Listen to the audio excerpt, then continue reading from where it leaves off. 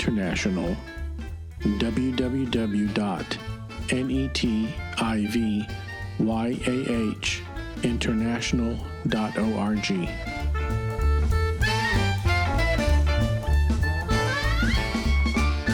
Shalom, my name is Joseph Shulam, and together with Brad TV, we're continuing the reading of the Shabbat portions from the 5 books of Moses. And this week we have arrived to a brand new saga, story, that is one of the most important and influential stories in the whole 5 books of Moses. It begins the story of Joseph, the son of Jacob, and Rachel. And we start reading from Genesis 37, verse 1 to Genesis 40, verse 23, from the Law of Moses. The accompanying passage in the prophets is from the prophet Amos, chapter 2, verse 8 to 3, verse 8, chapter 3, verse 8, and from the book of Acts, it's chapter 7, verse 9 to verse 16. It's a beginning of a new story. Jacob returned from the land of his mother's family, of Assyria, and from the city of Haran, which was one of the great cities of the ancient Fertile Crescent.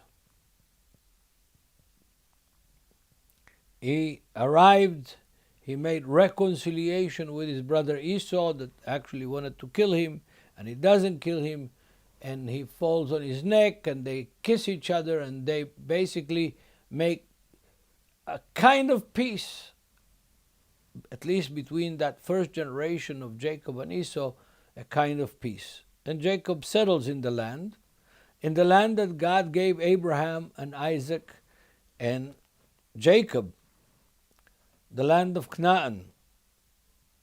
And he's become a wealthy man. He's got lots of flocks, and he's got 12 sons, and Joseph is one of them. He's a son that was born to Rachel, his beloved wife, and Jacob and his whole family survive from being shepherd. Jacob and his family survive with his family from being shepherds. They were shepherds. And being shepherds, you have large flocks. You have to have a lot of people that are shepherding these flocks. And he was one of the boys, younger boy, that was with his older brothers shepherding the flocks. The text says, opening statement, this is the history of Jacob. The next word, Joseph, being 17 years old, was feeding the flocks with his brothers. And his brothers that he was feeding the flocks are the sons of 2 concubines of Jacob, Bilhah and Zilpah. His brothers' concubines. Wives, it says in the text, in the English translation. And Joseph brought a bad report of his brothers. In other words, he was the younger brother, and he was tattletale. He was telling his father all the bad things that his older brothers were doing. In any family, that doesn't settle very well. Does it? I don't think so. Not only in the family, in any neighborhood. If you got a bunch of boys playing together and doing foolish things, and one of the boys goes and rats, snitches, stooges against his friends, what's going to happen? They're going to dislike him, even hate him, maybe even ostracize him, maybe even ignore him, maybe even don't want to play with him and don't want to be around him. Nobody likes a snitch. But that's what Joseph did. The question always rises up in rabbinical commentaries, why did Joseph do that? Was it because he cared so much about what is right and what is wrong, and what is fair and what is unfair? Was it because his brothers or half-brothers were doing some things that are bad and terrible and damaging the reputation of Jacob and his whole clan, his whole encampment? Or was it just because that was his character, to be a snitch? The text doesn't tell us. But the next verse, verse 3 of chapter 37, tells us something else. Israel, that's the other name of Jacob. Jacob's name was changed by the angel that he wrestled with in the river Yabok, crossing the river Yabok, crossing the Jordan to enter the land of Canaan. And the angel changed his name from Jacob to Israel. Very different names, totally different meanings. Jacob means somebody who follows you, who is a follower. Israel is somebody who's a hero who fought with God and won the battle, fought with that angel in the river and won the battle during the night. And verse 3 tells us Israel loved Joseph more than all his children. So not enough that Joseph was a snitch, was telling his father all the bad things that his older brothers were doing. Now his father Jacob loves him more than he loves the other boys. In any situation like that, we are talking about trouble. We're talking about scandal in the family. That's the natural, normal thing to happen in any family. If you have a child, younger child, who's telling his father what his older brothers are doing wrong and trying to get them in trouble, it is going to cause problems.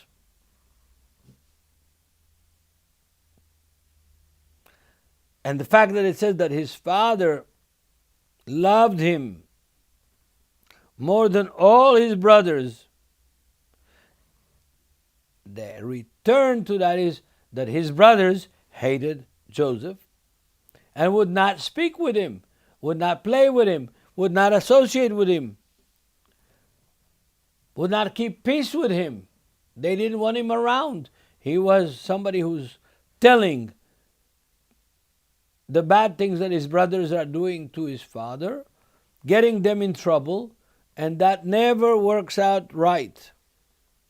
But in addition to all this sociological behavior, another element comes in. In verse 5 of chapter 37, another element comes in.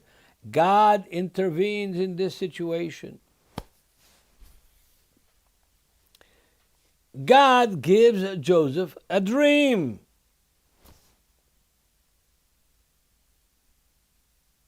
And he, being a snitch, goes and tells his brother, I saw a dream last night.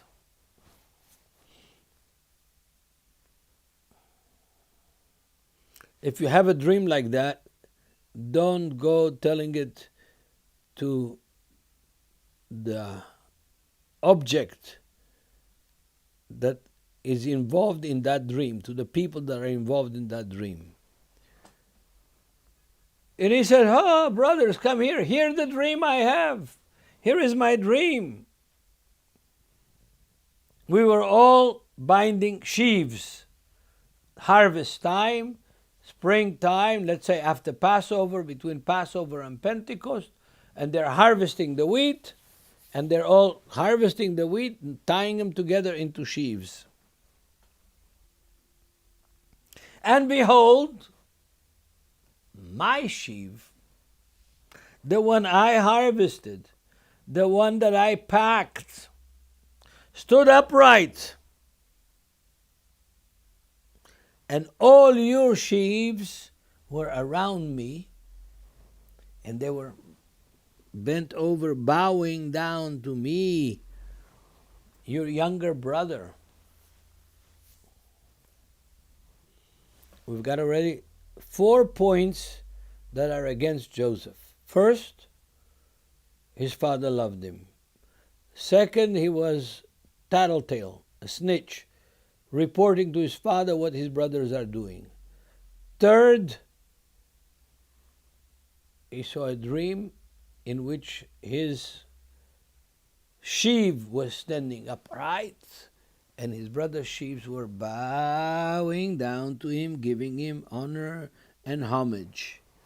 And the fourth point, that he was not wise enough to keep his mouth shut. And he goes and tells his brothers about his dream.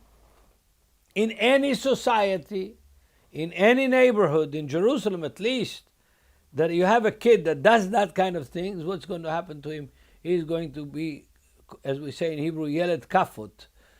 Yeah, he's going to be a kid that is going to get smacked from here and from there in the neighborhood. At best, if he's lucky, be ignored. But not in my neighborhood, he wouldn't have been ignored. So, the brothers are not happy. They get angry. So we're going to let this little boy, this little, our young brother, rule over us. We're going to let him tell us that he's going to be the big sheaf standing up, and we're going to be bending over, worshiping him. No, sir. That's not going to happen.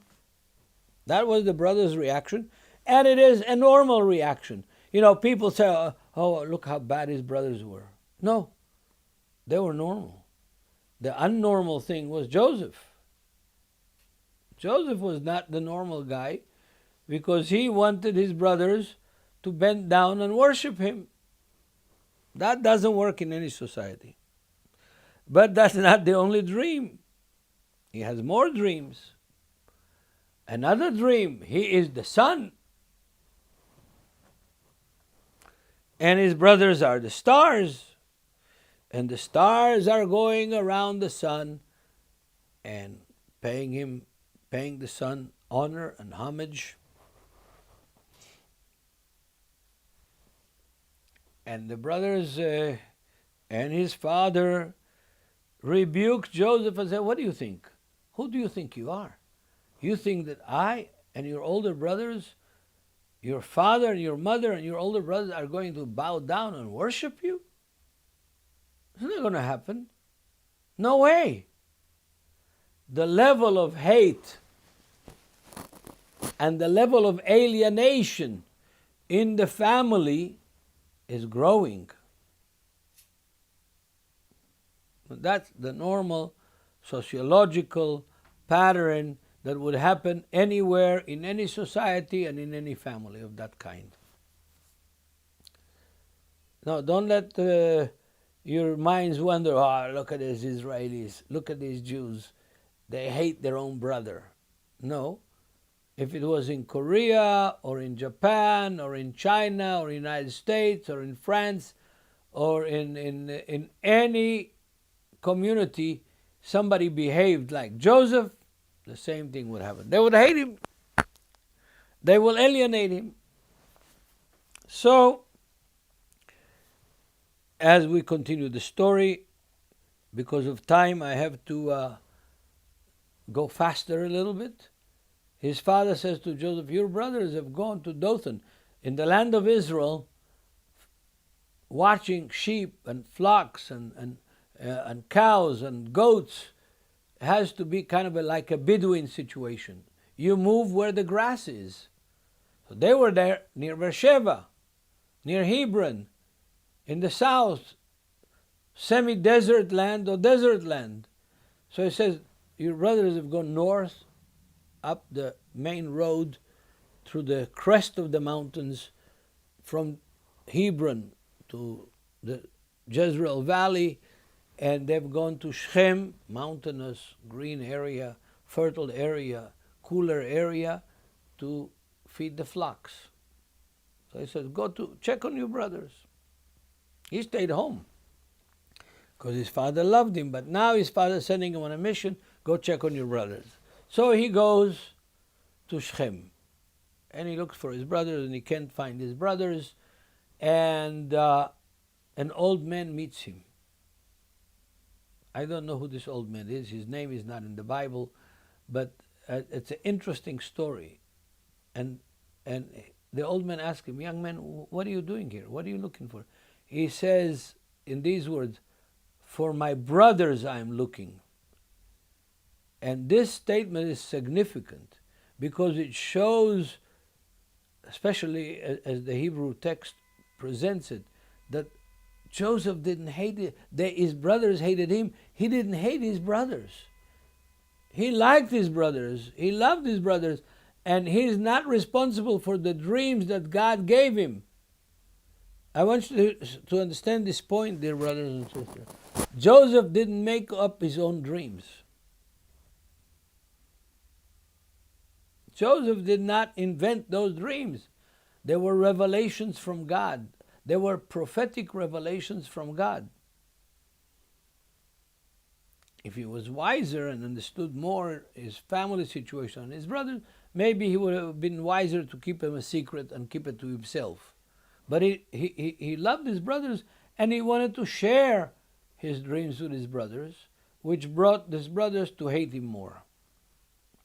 So he says, the old man says, your brothers were here, but they've gone up to Dothan.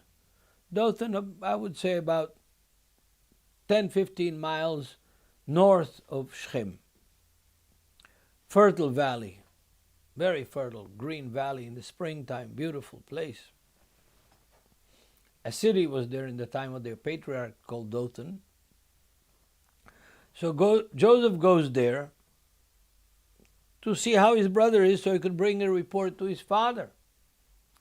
But his brothers see Joseph alone, away from home, quite far from home, maybe a couple 100 miles, between 150 and 200 miles away from home, on foot, alone, and they say, here comes this tattletale, we'll take care of him.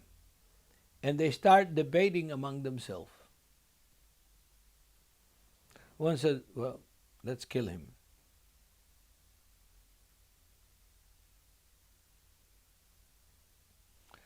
Another one says, let's not kill him.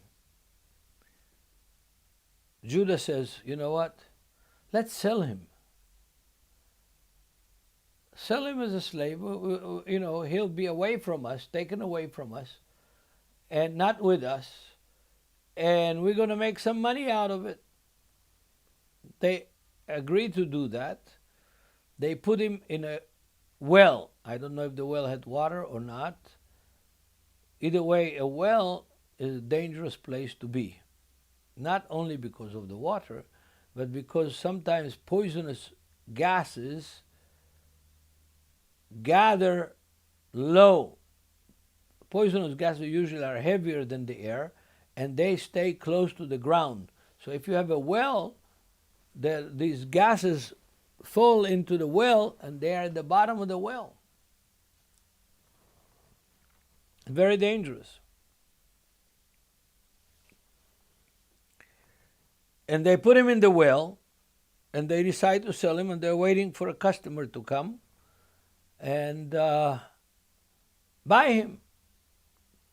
They were hoping that, travelers would come and buy Joseph out. They're on the route from the north to the south, and the caravans that are going along the Via Maris, which is not far from Dothan, on the seashore coast, between the low hill country and the sea coast of the Mediterranean. Where are they going usually? If they're going either from Egypt north or from north down to south to Egypt. It was his brother Judah who said, let's not kill him. Let's sell him. Is Judah doing it to save Joseph or to make money? I say that Judah is doing it to save his brother from dying. That's why he wants to sell him, and playing on his brother's greed.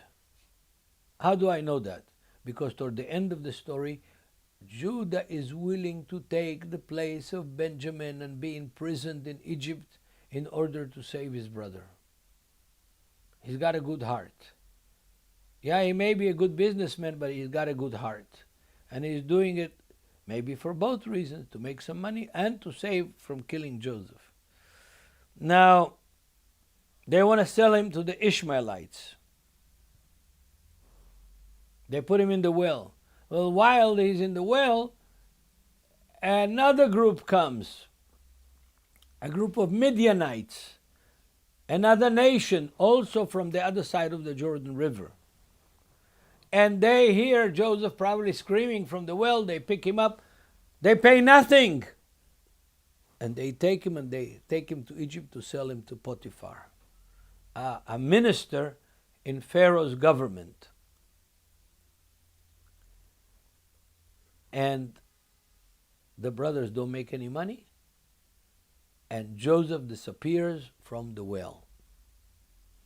And the Midianites take Joseph to Egypt, to the slave market, and they sell him to a minister named Potiphar, an Egyptian minister in Pharaoh's court. And Joseph is in Potiphar's house, and very quickly, out of his excellence, Joseph becomes the economos in the Septuagint. He becomes the master servant of the house, the maître d' in French, of the house of Potiphar. He was a good-looking young man. Potiphar's wife kind of liked him, not for adopting him as a child, but for sexual reasons. And the story rolls on from there. Joseph refuses to have sex with her, with Potiphar's wife. She screams and claims that he sexually harassed her. The other servants arrest him, and he ends up in jail. The man that had these dreams that all of his brothers are going to bow down to him, now he's a prisoner in a strange country in Egypt. And I have to cut the story short for Brad TV now, but I suggest that you read the whole Torah section from chapter 37:1 until chapter 40, verse 23. Read it. Because what happens is this: wherever Joseph goes, he excels. That's the secret of Joseph. Wherever he goes, he excels, but in his own house, he didn't excel. In his own house, he was hated by his own brothers. But among the Gentiles, Joseph excels. And in prison, he serves everybody. He helps everybody. He becomes kind of like a foreman in the prison. And if people have problems, they come to Joseph to ask him to help them solve the problems. This character of Joseph will carry on to the end of the stories of Joseph, and actually to the end of the book of Genesis. And I'm going to end here in our portion with Joseph in the house of Potiphar as a slave, being accused of sexual harassment of the mistress of the house, of the wife of Potiphar, being put in jail, an Egyptian jail, and he has all kinds of escapades in that jail. You read it. We're going to continue with the next section in the Torah next week. It gets more interesting and more fascinating, and I'll tell you the secret. The story of Joseph has so many parallels, similarities with the story of Yeshua, of Jesus, and the Gospels. His own brothers hate him. The Gentiles take him from the well. They sell him to a Gentile kingdom, empire. Egypt was a huge empire in that period. And in the end, he turns out to be the savior of Egypt, of the Gentiles, and of his own brothers. In the end, they recognize him as who he really is. Joseph, our brother. We're going to continue this saga, this story, next week. God bless all of you. Please read the texts. Shalom from Jerusalem.